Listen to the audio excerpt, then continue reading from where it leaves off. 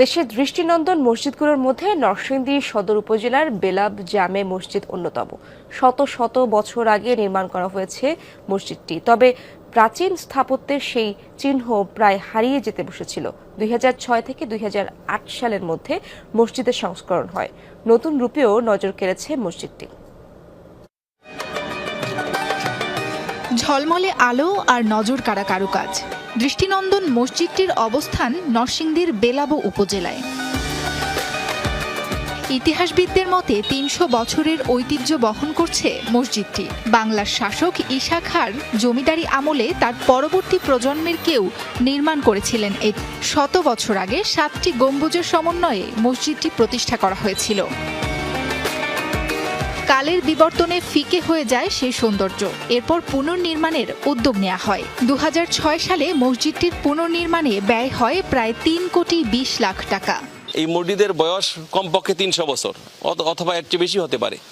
আমাদের জানা মতে ঈশা খাঁ মসনদে আলা যখন বাংলার শাসক ছিলেন, তার পরবর্তী অধস্তন যারা জমিদারি করেছেন তাদের মধ্যে 6ষ্ঠতম অধস্তন পুরুষ দেওয়ান হয়বত খান, এই হয়বতনগর জমিদার বাড়ির যে প্রতিষ্ঠাতা দেওয়ান হয়বত খান এবং তার পরবর্তী বংশধর এই বেলাবো এলাকার যে জমির খাজনা এই মসজিদের পূব দিকে, মসজিদের পূব পাশে এখানে খাজনা ঘর আছে, যেখানে দেওয়ান আয়শা খানম নামে এক মহিলা আসতেন, যিনি এটার সর্বশেষ জমিদার ছিলেন।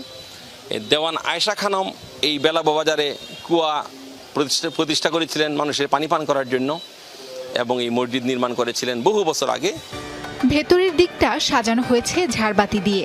সুবিশাল 3 তলা এই মসজিদে একসাথে 12,000 মানুষ নামাজ আদায় করতে পারেন। তবে জুম্মার দিনে এর দ্বিগুণ মুসল্লি জড়ো হন।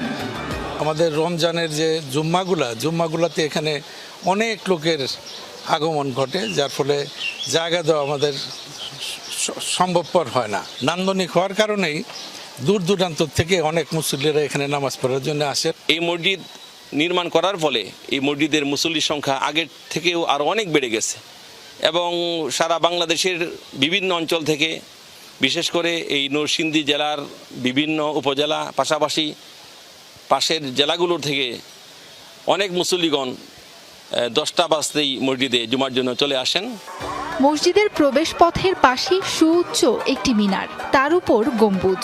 দূর থেকে মসজিদটি দেখে মনে হয় কোনো রাজপ্রাসাদ, যা দেখতে প্রতিদিনই ভিড় করেন দর্শনার্থীরা।